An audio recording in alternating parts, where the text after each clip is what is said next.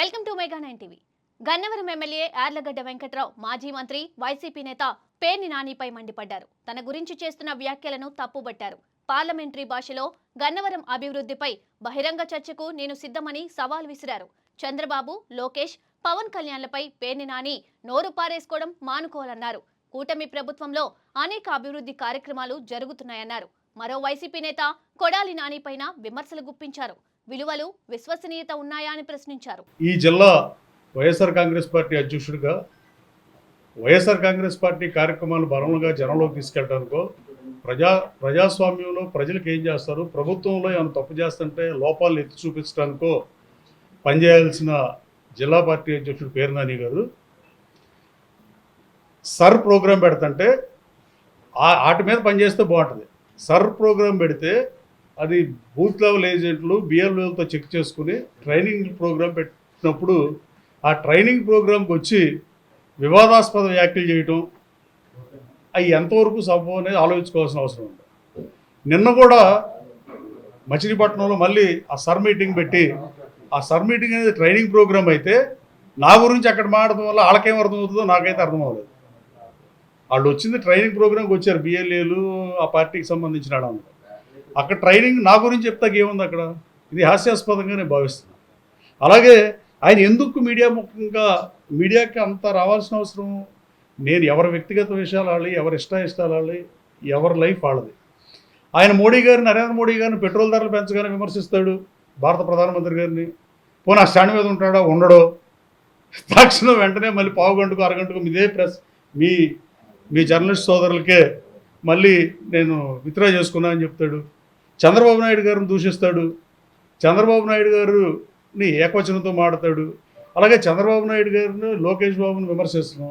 లేదు, చంద్రబాబు నాయుడు గారిని పోనీ విమర్శించినట్టు ఉండకుండా మళ్ళా నా కేసు విషయం వచ్చినప్పుడు చంద్రబాబు నాయుడు గారు హుందాగా వ్యవహరించారు, ఆయన మంచి నాయకుడు. అసలు దీంట్లో అన్ని కంటెంపరీ అయ్యి ప్రామాణికంగా ఆలోచిస్తే ఏది అర్థం కాని పరిస్థితి.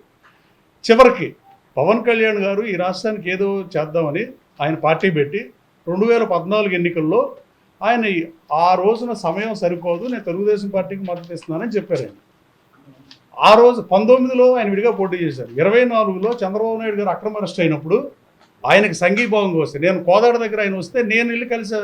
అప్పుడు పొత్తు లేదు, నేను గన్నవరం ఇన్ఛార్జిని, ప్రకటించిన అభ్యర్థిని, అది ఇన్ఛార్జిని కూడా కాదు. లోకేష్ బాబు నేను పోటీ చేసేది నేనే, నాకు ఓటేయమని మల్లవల్లిలో చెప్పాడు. అసలు అలాంటి పరిస్థితుల్లో నేను పవన్ కళ్యాణ్ గారిని కలిసి ఆయన రాజమండ్రి చంద్రబాబు గారి దగ్గరికి వెళ్ళి, ఈ వయసులో ఈ రాష్ట్రానికి 45 సంవత్సరాలు చాకరీ చేసిన మనిషిని జైల్లో పెట్టే హింసత్వం, దుర్మార్గం, తప్పుడు కేసులతో ఆయన ఎన్ని సీట్లు ఎత్తామని అడగకుండా పొత్తు పెట్టుకుని ఎన్నికలకు వెళ్తామని అక్కడే అనౌన్స్ చేశాడు. ఆయన విమర్శిస్తూ రోజు పవన్ కళ్యాణ్ గారిని విమర్శించి పోనీ అదన్నా స్టాండ్ అయి ఉంటాడా? ఆయన మా కులపోడు అంటాడు. మళ్ళీ నేను క్యాస్టుల జోలికి వెళ్ళను, రాజకీయాల్లో హుందాగా ఉండాలి, మా కులం ఆయన అంటే మీ కులం అయితే విమర్శిస్తావు. పవన్ కళ్యాణ్ గారు ఇంకా ఆయన మంచితనం, నువ్వేదో చేకువేరా నువ్వు అనుకుని మాట్లాడితే కరెక్ట్ కాదండి. పవన్ కళ్యాణ్ గారు ఒక చిటికేస్తే జనసేన జంజీస్ తాట తీస్తారు. మనం కూడా రాజకీయాల్లో ఉంది మంచి చేయడానికి జనాలు. ఈయన్ని తిట్టి కార్యకర్తలను తిట్టినట్టుగా వాళ్ళు నాయకులు, ఆయన ఉప ముఖ్యమంత్రి, ఈయన ముఖ్యమంత్రి చైర్కి గౌరవం ఇవ్వాలి, నాయకులకు గౌరవం ఇవ్వాలి, అనవసరమైన కరెక్ట్ భాష వాడాలి. ఈ పనికిమాలిన గోల అసలు ఎందుకో నాకైతే ఏం అర్థం అవ్వట్లేదు. సరే, ఆయనకి అది అలవాటు. తర్వాత ఇంకో విషయం చెప్పాను, నేను మాట్లాడతా. నా మీద ఏమి ఈనాడు పేపర్లో నాకు అసలు తెలియని కూడా తెలియదు. యాక్చువల్గా నేను పేపర్ చదవలేదు. జిల్లా పార్టీ మీటింగ్ పెనమలూరులో ఉంటే పెనమలూరు దగ్గరికి వెళ్తే ఇట్లా వచ్చిందని నాకు పేపర్ చూపించారు. అప్పటికప్పుడే ప్రెస్ మీట్ పెడితే ఆయన నేను అడిగిన దానికి కాకుండా ఆయన ఏదో మాట్లాడతాడు, మిగతా అడిగిన దానికి సమాధానం చెప్పకుండా.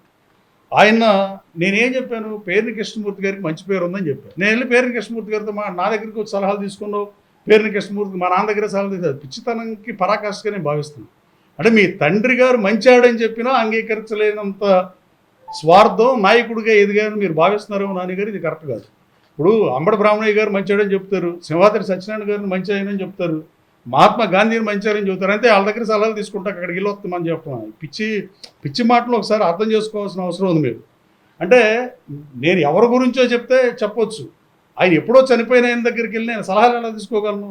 అలా వ్యంగ్యానికి, వెటకారానికి, సర్కాస్టిక్కి, మామూలుకి తేడా తెలియకపోతే అసలు ఏం మాట్లాడతాం? ఇప్పుడు నేనేమన్నా మీ తండ్రి గారిని విమర్శిస్తే చనిపోయిన ఆయన విమర్శిస్తున్నావేంటని మాట్లాడితే బుద్ధి తక్కువైందని చంపలేసుకుని మాట్లాడాలి. యాక్చువల్గా లేని మనిషి గురించి మాట్లాడు. నేను ఆయన గొప్పతనం ఔన్నత్యం గురించి చెప్పే తప్ప నేనేం కించపరచడానికి మాట్లాడాల. దయచేసి ఒకసారి మళ్ళీ ఇంకోసారి చూసుకోండి నాని గారని మీ ద్వారా తెలియజేస్తున్నా. అలాగే నేను ఆయన దగ్గర సలహాలకు వెళ్ళాను అంటున్నాడు. నేనేమి ఆయన నా క్లాస్మేట్ అని చెప్పలా. నాకు ఆయనకి ఏజ్ గ్యాప్ ఉంది. నాకు 2016 ముందు ఆయన ఎవరో నాకు తెలియదు. నేనేం క్లెయిమ్ చేసుకోవాలి, నాకు తెలిసే. ఆయన నేను వచ్చానని చెబుతున్నాడు. నేను కొడాలి నాని అనేవాడితో వెళ్ళిన మాట వాస్తవం. ఇది దీంట్లో ఒక్క అక్షరం పొల్లు కూడా తేడా లేదు. నేను కలిసిన మాట వాస్తవం. ఆయన అన్నిసార్లు కాకపోయినా డెఫినెట్గా కలిసా. అసలు నేను కలవడం కాదు, నువ్వు కలిసావు. నువ్వు మంత్రి వచ్చినప్పుడు ఎక్కడున్నావు? ఇదే బిల్డింగ్లో పై ఫ్లోర్లో నువ్వు కూర్చుంటే నీకు కొడాలి నానికి ముందు ఫోన్ వస్తే 11ంటికి ఎప్పుడో సబ్జెక్ట్ టు కరెక్షన్ 11:30 దాకా నీకు ఫోన్ రాకపోతే నీకు మంత్రి రాదని బాధపడ్డావు. నాకు రాదులే ఇంకా నాని ఒక్కడికే వచ్చిందని. మరి ఇక్కడ ఎందుకున్నావు నువ్వు? నేను మాట్లాడవచ్చు, కానీ ఈ సభ్య సమాజానికి ప్రజలకు ఇది అవసరం కాదు. అలాగే మా స్వగ్రామం వచ్చావు నువ్వు. అసలు ఈ నేను మీ దగ్గర సలహాలు తీసుకున్నాను. ఎస్, మీరు సీనియర్ రాజకీయ నాయకుడిగా సలహా, కానీ కేడీసీసీ బ్యాంక్ చైర్మన్ ఎలా చేయాలి నీ దగ్గర ఎప్పుడు సలహా అడగల. లేదా గన్నవరం అభివృద్ధిని ఎలా చేయాలని నేను ఎప్పుడు సలహా అడగల. రాజకీయాల్లో ఉన్నప్పుడు పిచ్చాపాటి 100 మాటతో నువ్వు సీనియర్ లీడర్ కాబట్టి సలహా ఎస్ అడిగాను అనుకో. అడిగాను, దాంట్లో మొహమాట ఏముంటుంది? ఏదైనా టఫ్ సిచ్యువేషన్ వచ్చింది. కానీ నేను నిన్ను నమ్మా. నేను కొడాలి నాని అనేవాడిని నమ్మితే గొర్రె కషాయాన్ని నమ్మినట్టు నేను కొడాలి నాని నమ్మా. కొడాలి నాని ద్వారా పరిచయం నిన్ను కూడా నమ్మా. నేను చెప్పదలుచుకోలేదు, కానీ ఎవరో వద్దు. కానీ అదే పరిస్థితిలో కొడాలి నానితో పాటు R&B గెస్ట్ హౌస్కి వచ్చేది. నాగరాజు చెప్పేదే ఉంది, నేనే ఒప్పుకుంటున్నా కదా. అలాగే కొడాలి నానితో కలిసి నేను గన్నవరం కాకపోయినా నేను గన్నవరంలో పోటీ చేసి నేను అడిగా మన ప్రెస్ మీట్లో, నన్ను గన్నవరం ఎందుకు పంపిస్తాం? మీరు పెద్ద నాయకులు, మహోన్నత నాయకులు, మీరు ఎక్స్పీరియన్స్ ఉంది, experience is greater than teacher అయ్యా, మీరే పోటీ చేయపోయారా? నువ్వో గుడివాడ అతను పోటీ చేస్తే గన్నవరంలో సరిపోయేది కదా, నన్ను ఎందుకు పంపించారు నాన్ లోకల్ కానీ అడిగా. దాంట్లో నేనేమి సభ్య సమాధానం తలదించుకునే విధంగా నేను భాష మాట్లాడలా, నేను బూతులు తిట్టలా, నేను మంచిగానే చెప్పా. కానీ నాకు తర్వాత అర్థమైంది ఏంటంటే, ఎవరైతే నాకు నువ్వు సలహాలు ఇచ్చారని చెప్తున్నారో దానికి థ్యాంక్ యూ.